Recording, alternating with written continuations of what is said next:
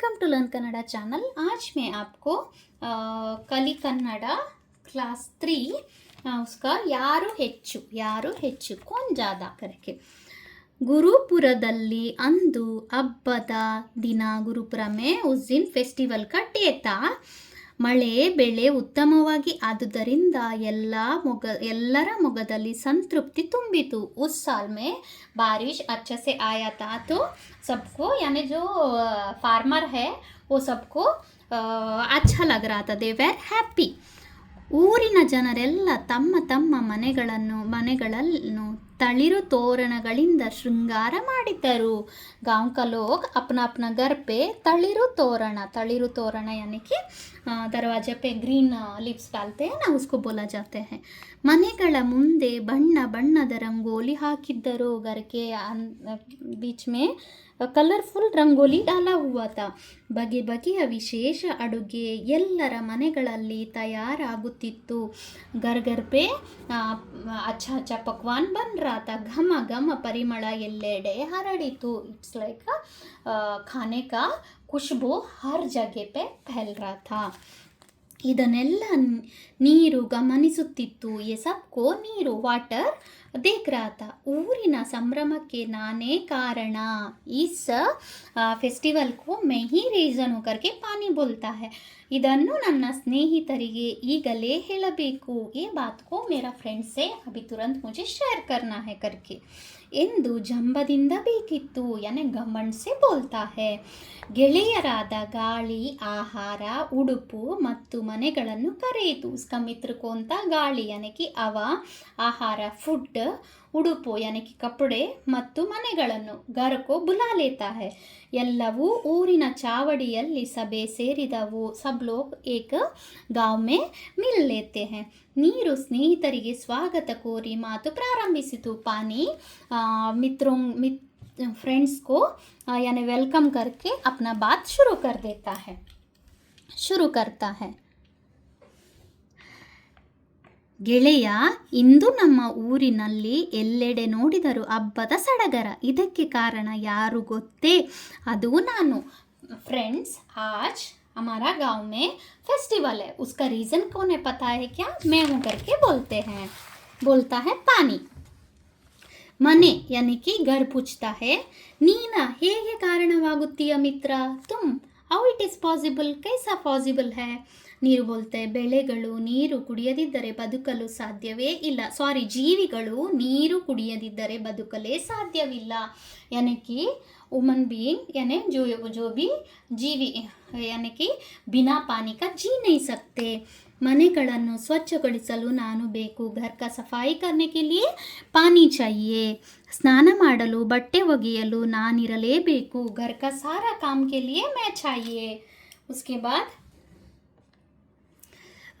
ಬಗೆ ಬಗೆಯ ಅಡುಗೆ ತಯಾರಿಸಲು ದವಸ ಧಾನ್ಯ ಬೆಳೆಯಲು ಬೇಕು।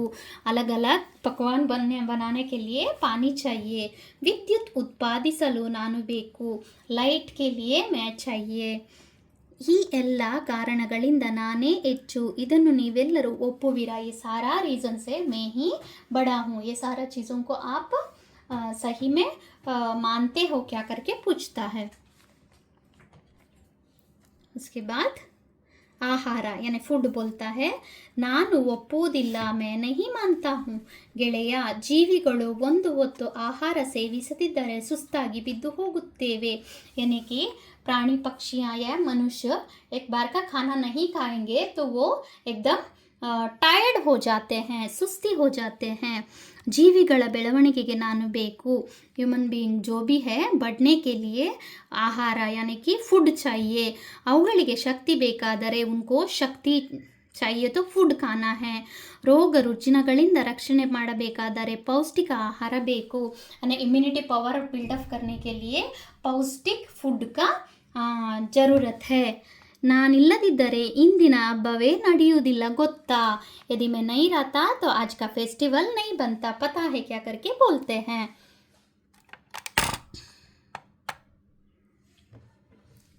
ಮನೆ ಮನೆ ಗರ್ ಬೋಲ್ತಾ ಹೈ. ಸ್ನೇಹಿತರೆ, ಜೀವಿಗಳು ಕತ್ತಲಾಗುತ್ತಲೇ ತಮ್ಮ ವಾಸಸ್ಥಾನವಾದ ಮನೆ, ಗೂಡು, ಗುಹೆ, ಪೊಟರೆ, ಬಿಲಗಳಿಗೆ ಓಡೋಡಿ ಬರುತ್ತಾರೆ. ಗರ್ ಕ್ಯಾ ಬೋಲ್ತಾ ಹೈ, ಯಾನಿ ಕೋಯಿ ಭಿ ಜೀವಿ ಶಾಮ್ ಹೋತೆ ಹಿ ಅಪನಾ ಅಪನಾ ಘರ್ ಪೆ ಆತೆ ಹೈ. ನಾನು ಅವುಗಳಿಗೆ ಆಶ್ರಯ ನೀಡುತ್ತೇನೆ. ಮೈ ಉನ್ಕೋ ಯಾನೆ ರಕ್ಷಣೆ ಕರ್ತಾ ಹೂಂ. ಮಳೆ, ಗಾಳಿ, ಕಳ್ಳರು, ಶತ್ರುಗಳಿಂದ ರಕ್ಷಣೆ ನೀಡುತ್ತೇನೆ. ಯಾನೆ ಕಿ ಬಾರಿಶ್ ಸೆ, हवा से, शत्रुओं से, और उसके बाद कल्लरू यानी चोरों से मैं उनको ಪ್ರೊಟೆಕ್ಟ್ ಕರ್ತಾ ಹೂಂ. ಅವುಗಳ ವಂಶಾಭಿವೃದ್ಧಿಗೆ ಬೇಕಾದ ಮೊಟ್ಟೆ ಮತ್ತು ಮರಿಗಳನ್ನು ಜೋಪಾನ ಮಾಡುತ್ತೇನೆ. यानी कि अंडा और क्या बोलते हैं मरीಗಳು यानी कि लाइक डक, स्मॉल चीक, ये सब रहता है ना, उसको मैं प्रोटेक्ट करता हूँ. ಈ ಗುರುಪುರದ ಮನೆಗಳನ್ನೆಲ್ಲ ನೋಡಿ, ಇವೆಲ್ಲವನ್ನು ನೋಡಿದರೆ ನಿಮಗೆ ನಾನೇ ಹೆಚ್ಚು ಅನಿಸುವುದಿಲ್ಲವೇ? ये सब देखने के बाद आपको नहीं लगता है मैं ही बड़ा हूँ इसमें करके? उसके बाद आता है कपड़ा, उड़ुपु यानी कपड़ा. ಅಯ್ಯ ಮಿತ್ರರೇ, ನಿಮ್ಮ ಮಾತುಗಳನ್ನು ಕೇಳಿ ನನಗೆ ನಗು ಬರುತ್ತದೆ. ಅರೆ ಫ್ರೆಂಡ್ಸ್, ಆಪ್ಕಾ ಬಾತ್ ಸುನ್ಕೆ ಮುझे तो ಹಸಿ ಆ ರಹಾ ಹೈ. ಅಂಗಳದಲ್ಲಿ ಆಡುತ್ತಿರುವ ಪುಟ್ಟ ಪುಟ್ಟ ಮಕ್ಕಳನ್ನು ನೋಡಿ, ರೇಷ್ಮೆ ಲಂಗ ರವಿಕೆ ತೊಟ್ಟು, ಮೊಗ್ಗಿನ ಜಡೆ, ಕೈ ತುಂಬ ಬಳೆ, ಕಾಲಿಗೆ ಗೆಜ್ಜೆ, ಹಣೆಯಲ್ಲಿ ಬೊಟ್ಟು ಇಟ್ಟುಕೊಂಡು ಮುದ್ದಾಗಿ ಕಾಣುತ್ತಿವೆ. देखो सबने क्या कपड़ा पहन के, बैंगल्स पहन के, यानी कि बाल बना के, पूरा हाथ पे बैंगल पहने हुए हैं, काली के ಗೆಜ್ಜೆ, पायल पहने हुए हैं. यानी मेरा कपड़े के बिना कोई भी सुंदर नहीं दिखते हैं. देखो मैं ही बड़ा हूँ, सबको खूबसूरत दिखा रहा हूँ करके. ತಮಗೊಪ್ಪುವ ಉಡುಪನ್ನು ಧರಿಸಿ ಹಬ್ಬ ಆಚರಿಸುತ್ತಿದ್ದಾರೆ. कोई भी फेस्टिवल में मैं बहुत इंपॉर्टेंट हूँ करके बोलता है. ಒಂದು ವೇಳೆ ಇವರಿಗೆ ಉಡುಪು ಇಲ್ಲದೇ ಇರುತ್ತಿದ್ದರೆ ಈಗ ಅರ್ಥವಾದೀತೆ, ಇವೆಲ್ಲರ ಸಂತೋಷಕ್ಕೆ ನಾನೇ ಕಾರಣವಲ್ಲವೇ? यानी कि यदि मैं कपड़ा नहीं रहता तो ये सबका हैप्पीनेस के लिए मैं ही हूँ करके. ಎಲ್ಲರ ಮಾತು ಕೇಳಿಸಿಕೊಂಡ ಗಾಳಿಯು ಉಸಿನಗೆ ಬೀರುತ್ತದೆ. सबका बात सुनते हवा अपने आप हंसने लगता है. ಅಣ್ಣಂದಿರ, ನಿಮ್ಮ ಮಾತು ಸತ್ಯ. भाइयों, आप जो बोल रहे हैं वो सही है. ಜೀವಿಗಳು ಈ ಭೂಮಿಯ ಮೇಲೆ ಬದುಕಲು, ಸುಖ ಸಂತೋಷದಿಂದಿರಲು ನೀವೆಲ್ಲರೂ ಬೇಕೇ ಬೇಕು. यानी कि इस धरती पे रहने के लिए अब आप लोग सबका ज़रूरत है. ಆದರೆ ಜೀವಿಗಳು ಉಸಿರಾಡಲು ಗಾಳಿ ಇಲ್ಲದಿದ್ದರೆ ಏನು ಗತಿ ಹೇಳಿ? ಲೇಕಿನ್ ಹವಾ ಮೈ ನಹೀ ಹೂಂ ತೋ ಕ್ಯಾ ಹೋಗಾ? ಏನಾಗುತ್ತದೆ? ನಾವೆಲ್ಲರೂ ನಮ್ಮ ನಮ್ಮ ಪಾಲಿನ ಕರ್ತವ್ಯ ಮಾಡುತ್ತೇವೆ. ಹಮ್ ಸಬ್ ಅಪ್ನಾ ಅಪ್ನಾ ಕಾಮ್ ಕರ್ತೆ ಹೈ. ಈ ಜಗತ್ತಿನಲ್ಲಿ ಪ್ರತಿಯೊಂದು ವಸ್ತು, ಜೀವಿಗಳಲ್ಲಿ ಪರಸ್ಪರ ವ್ಯತ್ಯಾಸವಿದೆ. हर एक जीवी को यानी कि हर एक का ज़रूरत है, यानी डिफरेंट चीज़ों का ज़रूरत है करके. उसके बाद ನೀರು, ಆಹಾರ, ಮನೆ, ಉಡುಪು ಮತ್ತು ಗಾಳಿ ಮಾತುಗಳನ್ನು ಸನಿಹದಲ್ಲೇ ಕುಳಿತಿದ್ದ ವಿದ್ಯೆ ಒಪ್ಪಿಕೊಂಡು ತಲೆದೂಗಿತು. सबका बात सुन के ವಿದ್ಯೆ ಅಂದರೆ ಎಜುಕೇಷನ್ वो अपना सर हिलाता है. ಸ್ನೇಹಿತರ ಮಾತುಗಳನ್ನು ತನ್ನ ಒಂದು ಮಾತನ್ನು ಸೇರಿಸಿ ಹೇಳಿತು. ये सबके बीच में ವಿದ್ಯೆ यानी कि ಎಜುಕೇಷನ್ बोलता है. ಗೆಳೆಯರೇ, ತುಂಬಿದ ಕೊಡ ತುಳುಕುವುದಿಲ್ಲ. जो भरा हुआ पानी का घड़ा वो हिलता नहीं है करके ಎಂಬ ಮಾತನ್ನು ನೀವೆಲ್ಲ ಕೇಳಿದ್ದೀರಲ್ಲ.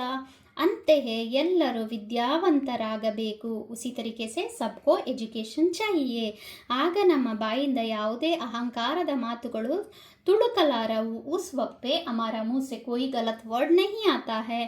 ಆದ್ದರಿಂದ ನಾನು ಹೇಳುವುದು ಒಂದೇ, ಎಲ್ಲರೂ ವಿದ್ಯಾವಂತರಾಗೋಣ, ಸಮಾನತೆಯಿಂದ ಬದುಕೋಣ. ಸಬ್ ಲೋಗ್ ಎಜುಕೇಷನ್ करके हम लोग ಈಕ್ವಲಿ ಜಿಯೆಂಗೆ करके. ಎಲ್ಲರೂ ಹೌದು ಎಂದು ಹೇಳುತ್ತಾ ಕೈ ಹಿಡಿದುಕೊಂಡು ಹಬ್ಬದ ಸಡಗರದಲ್ಲಿ ಪಾಲ್ಗೊಂಡರು. सारे लोग अपना हाथ मिला के फेस्टिवल का इसमें शामिल हो जाते हैं. जिन्होंने भी अभी तक मेरा चैनल सब्सक्राइब नहीं किया है, please subscribe my channel. Thank you.